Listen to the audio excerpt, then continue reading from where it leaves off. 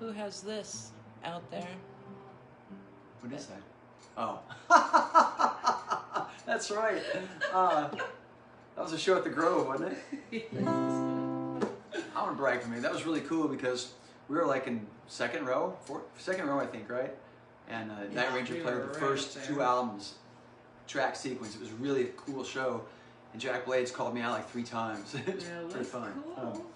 But, you know, 20-some-year-old me is going, Jack Blades knows who I am. We've done a lot of shows with them, and seriously, if you've not seen Night Ranger live, you would never know it's not 1986.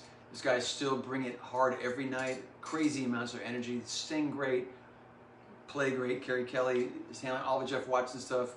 You have the inimitable Brad Gillis on the other guitar. Eric Levy, who might be out there, sometimes is a wicked keyboard player. Of course, you got Jack on bass and Kelly on drums, both of them singing as well. Night Ranger, yeah, baby. It was probably in the first 10 shows I did with Dennis, and we were playing that song, and it's a funny thing. It's supposed to be a first fret capo. But our guitar tech, before Rob Tourville, Rob would never do this, handed the guitar to Jimmy on the first fret, and Jimmy just started playing, and Dennis has such great ears, he just adjusted and sang the song a half step flat.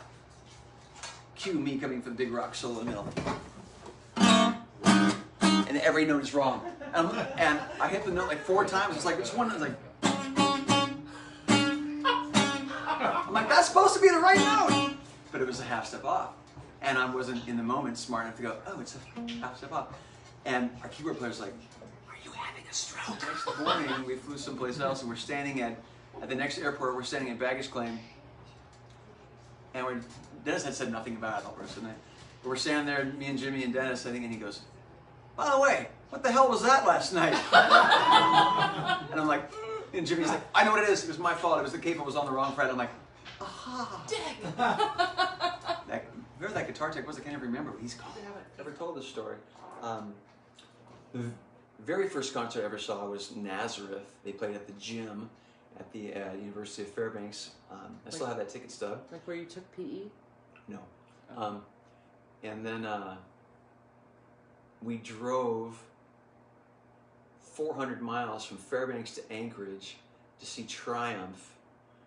And we drove back that night, by the way. Well worth it. Richard Marx wrote, not Michael Landon, but Richard Marx wrote a song for Vixen. Really? Probably. He's a great songwriter. His dad, quick story.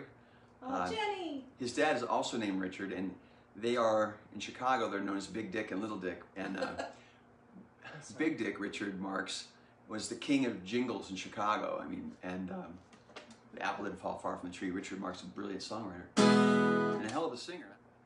If I could have that guitar sound, I'd probably never leave the house. Which is kind of like now.